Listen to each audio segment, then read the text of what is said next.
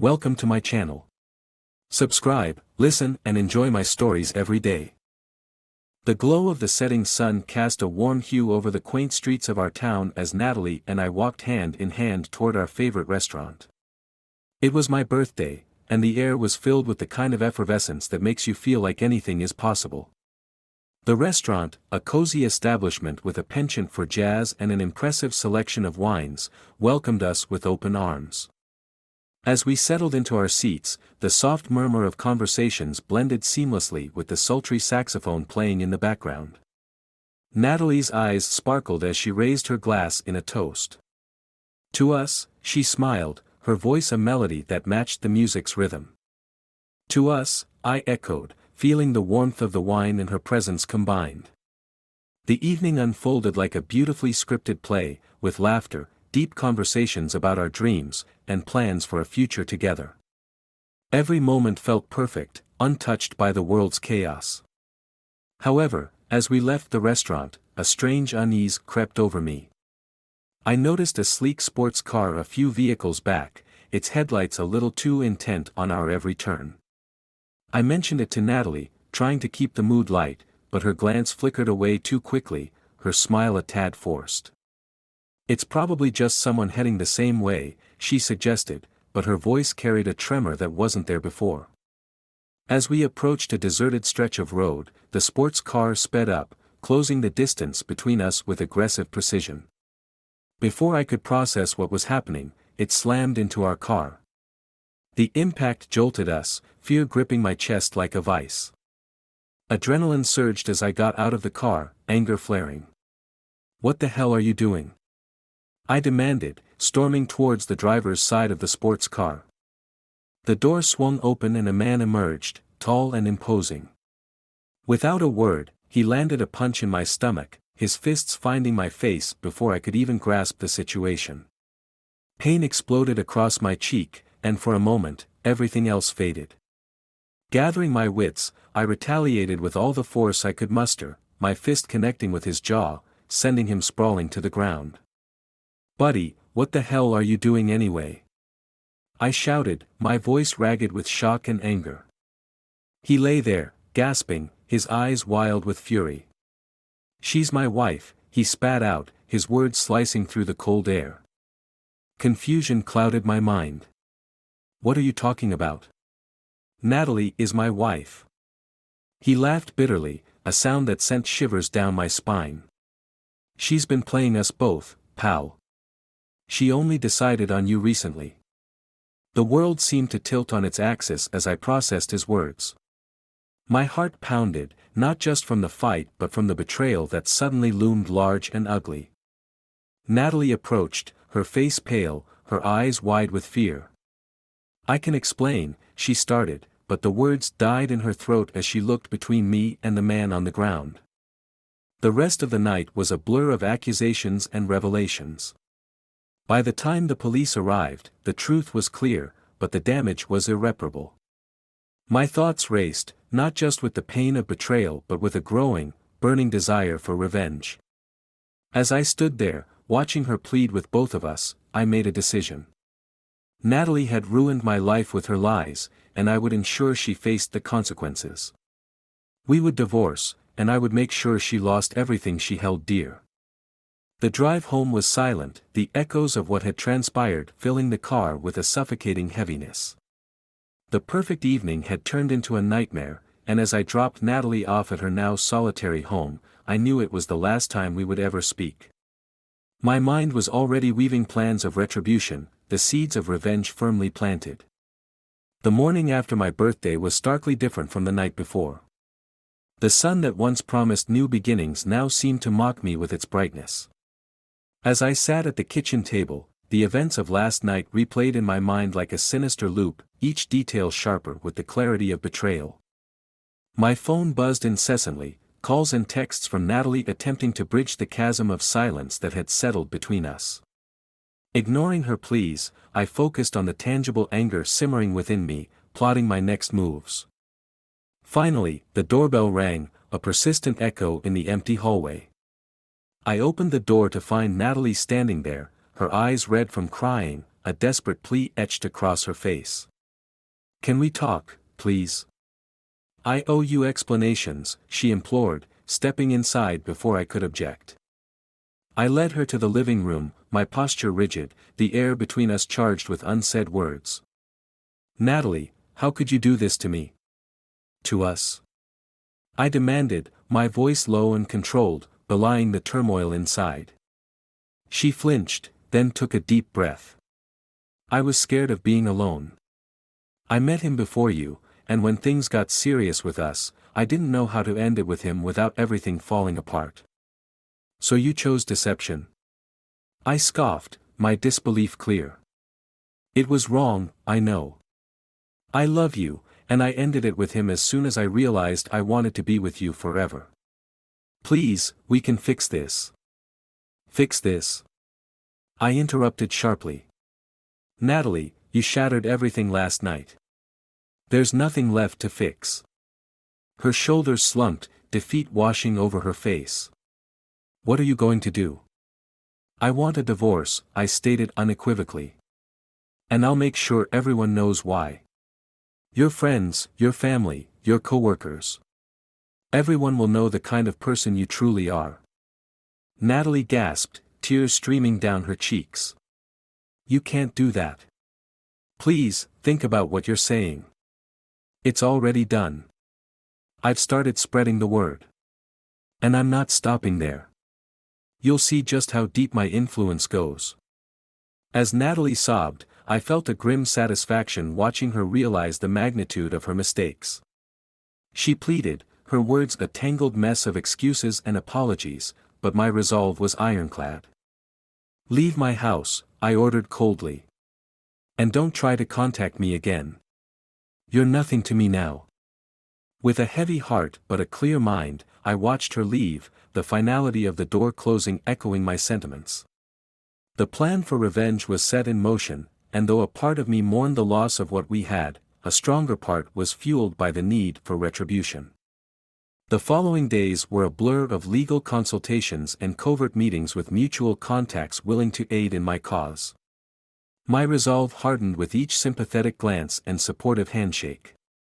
Natalie's social and professional life began to crumble as the truth came to light, her reputation tarnishing more with each passing day. As the sun set, casting long shadows across my living room, I sat back and contemplated the wreckage.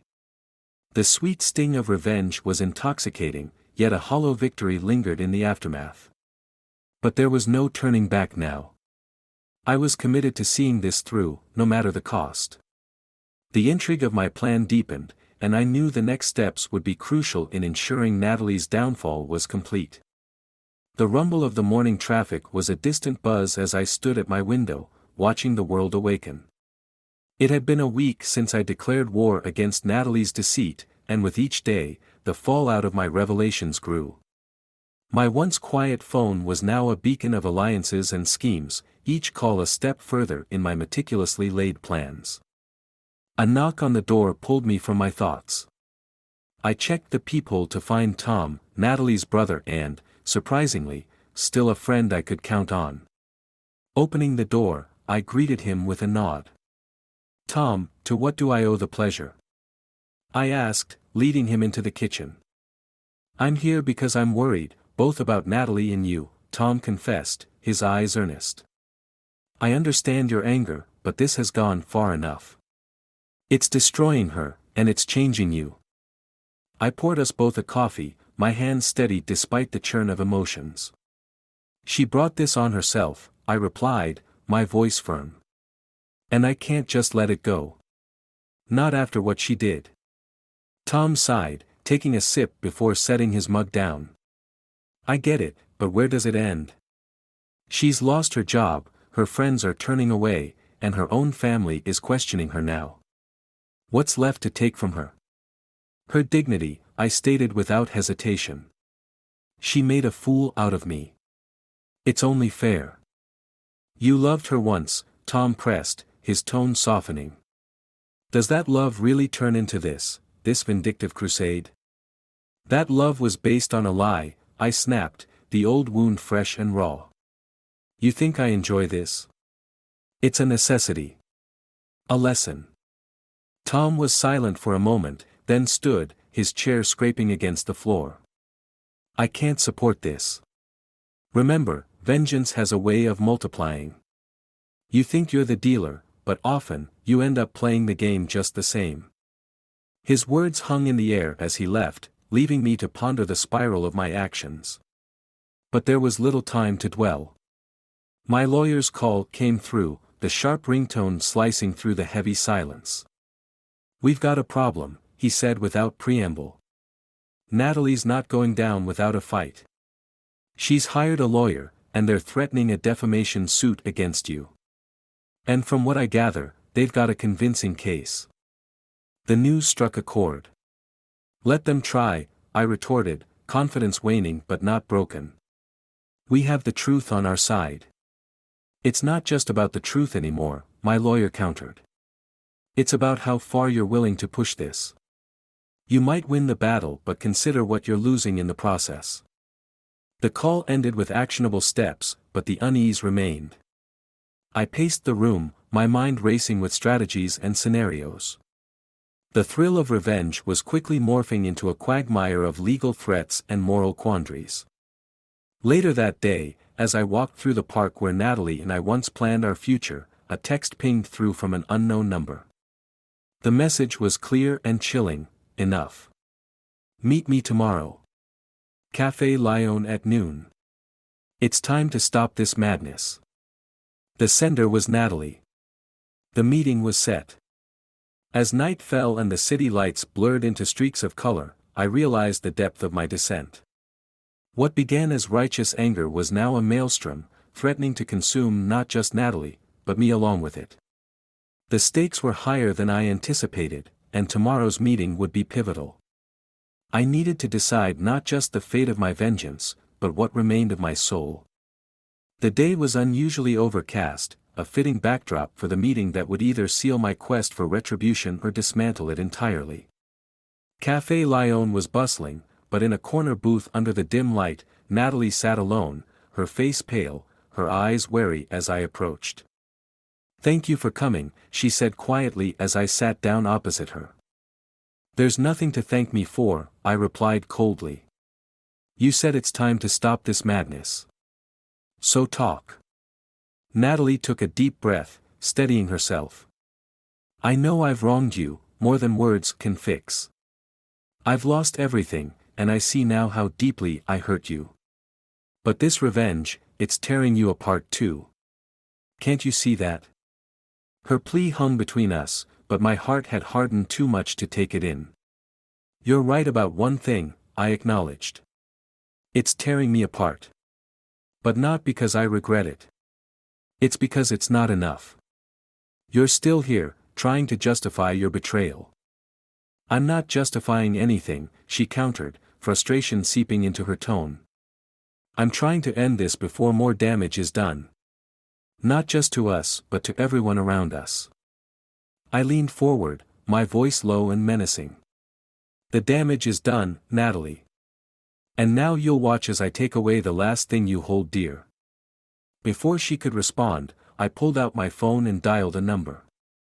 After a brief conversation, confirming the final step of my plan, I hung up and looked straight into her eyes. I've just ensured that your professional license will be revoked. Your career is over. Natalie gasped, her face draining of color. You can't do that. My career has nothing to do with what happened between us. It has everything to do with it, I hissed. Your career was part of the life you lied about. It's only fitting it's destroyed, just like our marriage. As tears welled up in her eyes, I felt a twinge of satisfaction. But it was short-lived. Suddenly, a loud crash echoed through the cafe as a figure hurled through the glass entrance. The room fell into chaos, screams piercing the air. It was Tom, Natalie's brother, covered in blood, a car having hit him just outside the cafe. Natalie rushed out to him, her cries of anguish cutting through the tumult. I followed, frozen by the unfolding tragedy. Tom lay dying, his last breaths ragged as he reached out to Natalie. Stop him, he choked out, his eyes on me, accusing, knowing. He's gone too far. Natalie's sobs filled the air as Tom's hand fell limp. The police arrived, questions swirling, an ambulance wailing in the distance. In the midst of it all, Natalie's tear-streaked face turned to me, horror and realization etched deeply. "This is your doing," she whispered. "Your hate, it's killed him." The cafe blurred around me as the weight of my actions crashed down.